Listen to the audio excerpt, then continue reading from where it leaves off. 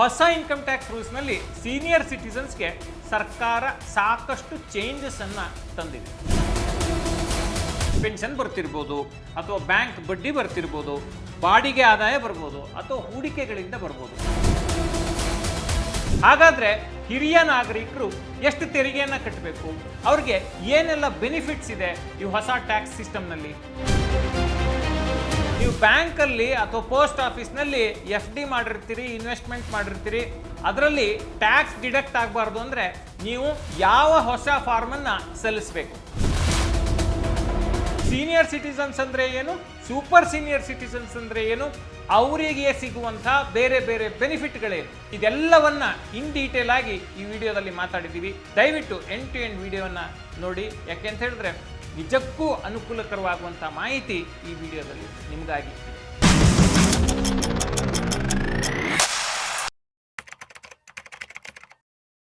Hi hello ನಮಸ್ಕಾರ, welcome to ಬಾಸ್ವಾಲಾ. ನಾನು ಶೇಷಕೃಷ್ಣ ಭಟ್. ನಿಮ್ಮನೆಯಲ್ಲಿ 60, 65, 70, 75, 80 ವರ್ಷದ ವಯಸ್ಸಿನವರು ಇದ್ದಾರಾ? ಹಾಗಿದ್ರೆ ನೀವು ಈ ವಿಡಿಯೋವನ್ನು ಸ್ಕಿಪ್ ಮಾಡದೆ ನೋಡಲೇಬೇಕು.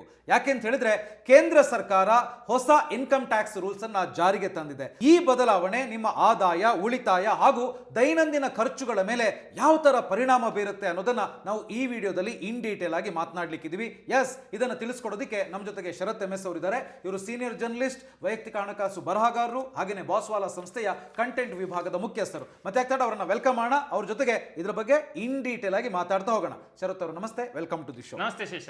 ಸರ್ಕಾರ ಈಗ ತಾನೇ ಹೊಸ ಇನ್ಕಮ್ ಟ್ಯಾಕ್ಸ್ ರೂಲ್ಸ್ ಅನ್ನ ಜಾರಿಗೆ ತಂದಿದೆ. ಸೊ ಇದರ ನೇರ ಪರಿಣಾಮ ಈ ಸೀನಿಯರ್ ಸಿಟಿಸನ್ಸ್ಗೆ, ಹಿರಿಯ ನಾಗರಿಕರ ಮೇಲೆ ಹೇಗಾಗುತ್ತೆ ಅಂತ ಈಗ ನೋಡಿ ಶೇಷ, ಈ 60 ವರ್ಷ, 65 ವರ್ಷ, 70 ವರ್ಷ, 75 ವರ್ಷ, 80 ವರ್ಷ ಇವರೆಲ್ಲ ಕೂಡ ಈ ಫಿಕ್ಸ್ಡ್ ಇನ್ಕಮ್ ಮೇಲೆ ಡಿಪೆಂಡ್ ಆಗಿರ್ತಾರೆ.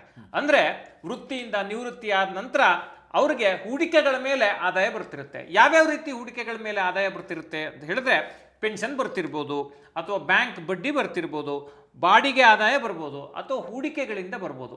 ಇವರೆಲ್ಲರಿಗೂ ಕೂಡ ಈ ಇನ್ಕಮ್ ಟ್ಯಾಕ್ಸ್ ರೂಲ್ ಏನಿದೆ 2026ರಿಂದ ಜಾರಿಗೆ ಬಂದಿದೆಯಲ್ಲ, ಹೊಸ ರೂಲ್ ಪ್ರಕಾರ ಬೇರೆ ಬೇರೆ ಚೇಂಜಸ್ಗಳಾಗಿವೆ, ಬಹಳ ದೊಡ್ಡ ಅಪ್ಡೇಟ್ಗಳಾಗಿವೆ.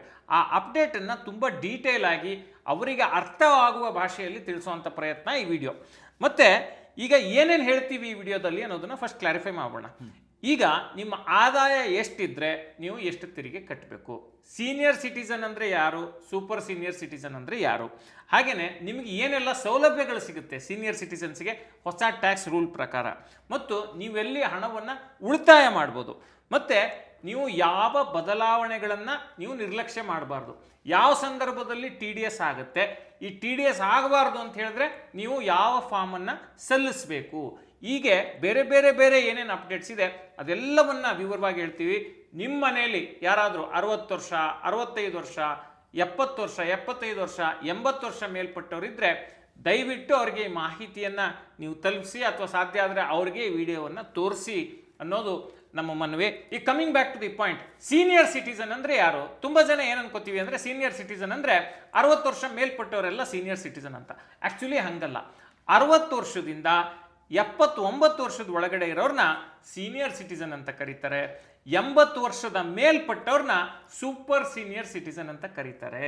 ಇವರಿಗೆ ಬೇರೆ ಬೇರೆ ಟ್ಯಾಕ್ಸ್ ಬೆನಿಫಿಟ್ಗಳಿದ್ದಾವೆ, ಇದನ್ನು ನಾವು ಅರ್ಥ ಮಾಡ್ಕೋಬೇಕು. ಈ ವರ್ಗೀಕರಣ, ಈ ಸೀನಿಯರ್ ಸಿಟಿಸನ್ ಅನ್ನೋದ್ರಲ್ಲಿ 2 ರೀತಿಯ ವರ್ಗೀಕರಣ ಇದೆ ಅನ್ನೋದು ತುಂಬಾ ಮುಖ್ಯವಾದ ಅಂಶ, ಅದನ್ನ ಗಮನದಲ್ಲಿ ಇಟ್ಕೊಳ್ಳಿ. ಸೊ ಇದು ಕ್ಲಿಯರ್ ಆಗಿ ಅರ್ಥ ಆಯ್ತು. ಈಗ ನೆಕ್ಸ್ಟ್ ಬರೋದೇ, ಈಗ 2026ರ ಹೊಸ ಇನ್ಕಮ್ ಟ್ಯಾಕ್ಸ್ ರೂಲ್ ಪ್ರಕಾರ ಇವರಿಗೆ ಏನು ತೆರಿಗೆ ಪ್ರಯೋಜನ ಸಿಗುತ್ತೆ ಅಂತ ನೋಡಿ ಶೇಷ. ಇವರಿಗೆ ಟ್ಯಾಕ್ಸ್ ಬೆನಿಫಿಟ್ ಏನ್ ಸಿಗುತ್ತೆ ಅಂತ ಹೇಳಿದ್ರೆ, ಈ ಟ್ಯಾಕ್ಸ್ ಸ್ಲ್ಯಾಬ್ ಅನ್ನು ನಾವು ಅರ್ಥ ಮಾಡ್ಕೋಬೇಕು, ಮತ್ತೆ ಯಾವ ರೀತಿ ವಿನಾಯಿತಿ ಸಿಗ್ತಿತ್ತು ಅನ್ನೋದನ್ನ ನಾವಾಗ ಸುಲಭವಾಗಿ ಜನರಿಗೆ ಕಮ್ಯುನಿಕೇಟ್ ಮಾಡಬಹುದು. ಈಗ ಓಲ್ಡ್ ಸಿಸ್ಟಮ್ ಅಲ್ಲಿ ಸೀನಿಯರ್ ಸಿಟಿಸನ್ಸ್ಗೆ no tax up to 3 lakh ಅನ್ನೋ ಒಂದು ನಿಯಮ ಇತ್ತು. ಮತ್ತೆ ಸೂಪರ್ ಸೀನಿಯರ್ ಸಿಟಿಸನ್ಸ್ಗೆ no tax up to 5 lakh ಅಂತೇಳಿ ಇತ್ತು. ಸೀನಿಯರ್ ಸಿಟಿಸನ್ ಅಂದ್ರೆ 60 ವರ್ಷದಿಂದ 79 ವರ್ಷದೊಳಗಿರೋರು, ಸೂಪರ್ ಸೀನಿಯರ್ ಸಿಟಿಸನ್ ಅಂದ್ರೆ 80 ವರ್ಷ ಮೇಲ್ಪಟ್ಟವರು. ಈ ಸೀನಿಯರ್ ಸಿಟಿಸನ್ಸ್ಗೆ 3 ಲಕ್ಷದವರೆಗೆ ತೆರಿಗೆ ಶೂನ್ಯ, ನಂತರ ಸೂಪರ್ ಸೀನಿಯರ್ ಸಿಟಿಸನ್ಸ್ಗೆ 5 ಲಕ್ಷದವರೆಗೆ ತೆರಿಗೆ ಶೂನ್ಯ.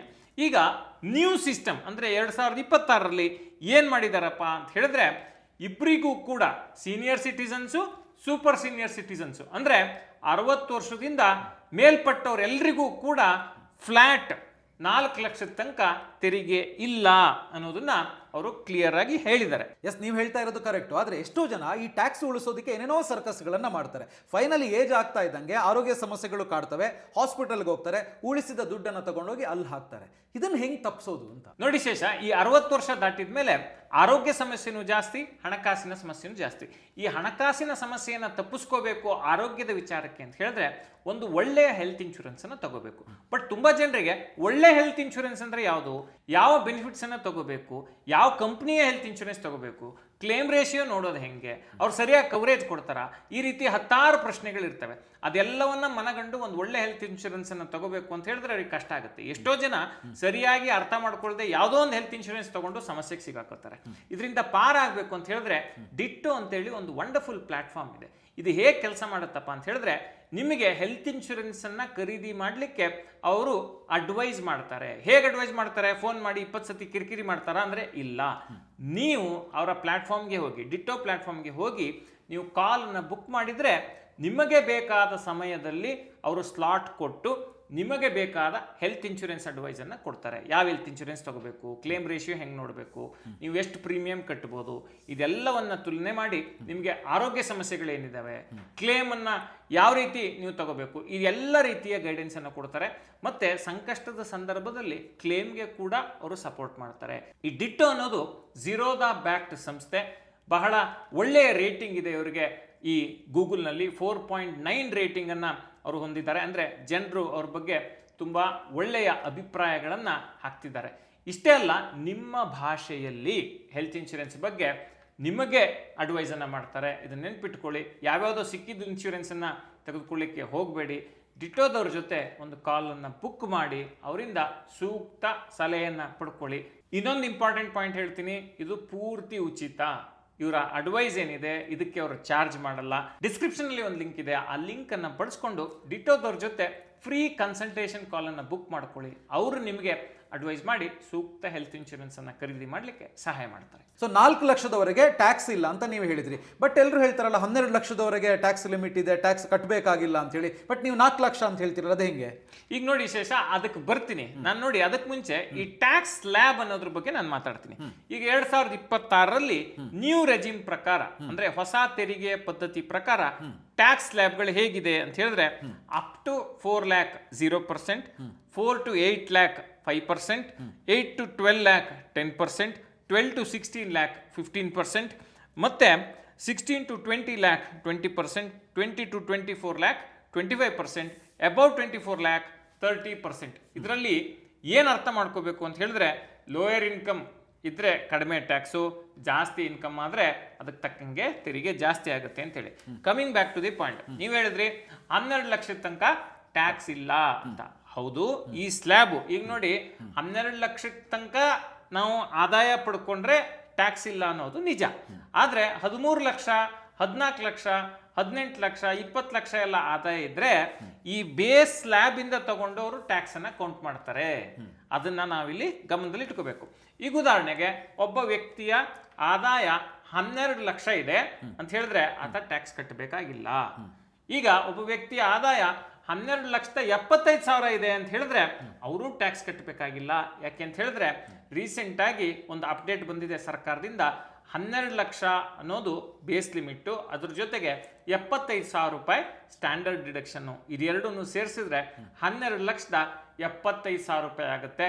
ಒಂದು ವೇಳೆ ನಿಮ್ಮ ಆದಾಯ 13 ಲಕ್ಷ ಆಯ್ತು ಅಂತ ಇಟ್ಕೊಳ್ಳಿ, ಅವಾಗ ಈ ಬೇಸಿಂದ ನೀವು ತೆರಿಗೆಯನ್ನ ಕಟ್ಟಬೇಕಾಗಿ ಬರುತ್ತೆ. ಅಂದ್ರೆ ಬೇಸ್ ಅಂದ್ರೆ ಈಗ 4 ಲಕ್ಷದಿಂದ 8 ಲಕ್ಷದ ತನಕ 5% ಅನ್ನೋ ಲೆಕ್ಕಾಚಾರ ಇದೆಯಲ್ಲ, ಆ ಲೆಕ್ಕಾಚಾರದಲ್ಲಿ ತೆರಿಗೆಯನ್ನ ಕಟ್ಟಬೇಕಾಗಿ ಬರುತ್ತೆ. ಬಹಳಷ್ಟು ಜನ ಹೇಳ್ತಾರೆ ನಮ್ಮ ಆದಾಯನೇ 4 ಲಕ್ಷ ರೂಪಾಯಿ ಇಲ್ಲ, ಮತ್ತೆ ನಾವು ಯಾಕೆ ಟ್ಯಾಕ್ಸ್ ಕಟ್ಟಬೇಕು ಅಥವಾ ITR ಫೈಲ್ ಮಾಡಬೇಕು? ಸೊ ನಿಜವಾಗ್ಲೂ ITR ಯಾರು ಫೈಲ್ ಮಾಡಬೇಕಾಗತ್ತೆ ಅಂತ ಈಗ ನೋಡಿ ಶೇಷ, ತುಂಬಾ ಜನರಿಗೆ ಈ ಪ್ರಶ್ನೆ ಇರುತ್ತೆ. ನೋಡಿ, ನಮ್ಮ ಇನ್ಕಮ್ 4 ಲಕ್ಷದ ಕೆಳಗಡೆ ಇದೆ, ನಾವು ITR ಫೈಲ್ ಮಾಡಬೇಕಾ ಅಂದ್ರೆ ಫೈಲ್ ಮಾಡಬೇಕಾಗಿಲ್ಲ. ಆದ್ರೆ 4 ಲಕ್ಷ ಇನ್ಕಮ್ ಇದ್ರೂ ಕೂಡ ಕೆಲವರು ITR ಫೈಲ್ ಮಾಡಬೇಕಾಗತ್ತೆ.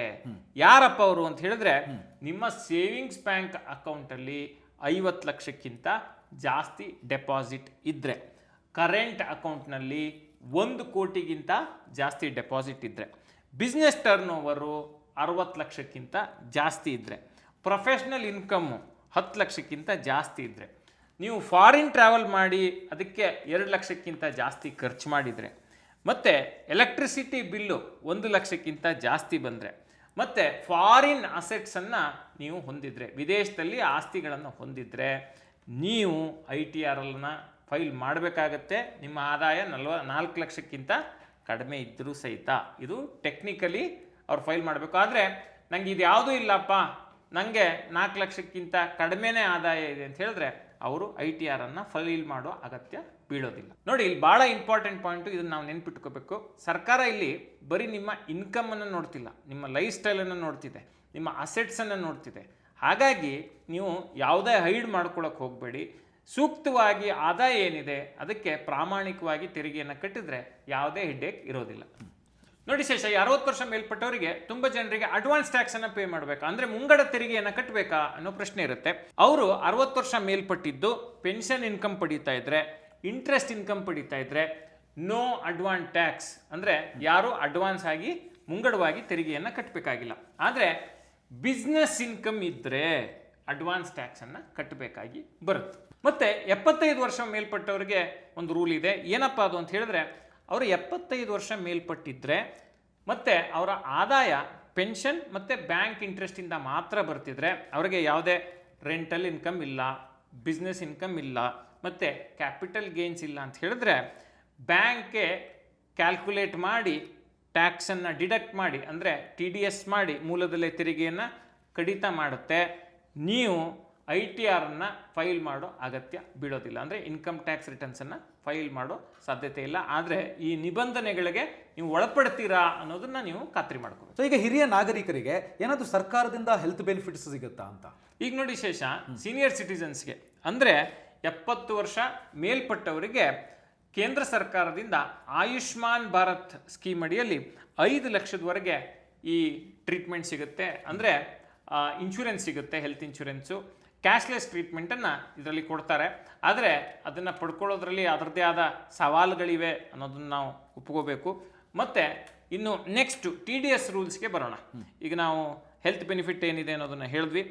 ಇಂಟ್ರೆಸ್ಟು 1 ಲಕ್ಷ ಎಕ್ಸೀಡ್ ಆದರೆ TDS ಅಪ್ಲೈ ಆಗುತ್ತೆ ಸೀನಿಯರ್ ಸಿಟಿಸನ್ಸ್ಗೆ. ಬಟ್ ರಿಮೆಂಬರ್, ಏನು ನೆನ್ಪಿಟ್ಕೋಬೇಕು ಅಂತ ಹೇಳಿದ್ರೆ, TDS ಒಂದು ವೇಳೆ ಬ್ಯಾಂಕು ಡಿಡಕ್ಟ್ ಮಾಡಲಿಲ್ಲ ಅಂತ ಹೇಳಿದ್ರೆ ನೀವು ಅದು ತೆರಿಗೆ ಮುಕ್ತ ಅಂತ ಅನ್ಕೋಬೇಡಿ. ಎಷ್ಟೋ ಸತಿ ಏನಾಗುತ್ತೆ, ಬ್ಯಾಂಕ್ TDS ಮಾಡಲಿಲ್ಲ, ಸೊ ಈ ಆದಾಯ ನಂದು ಅಂತ ತುಂಬ ಜನ ಅನ್ಕೋತಾರೆ.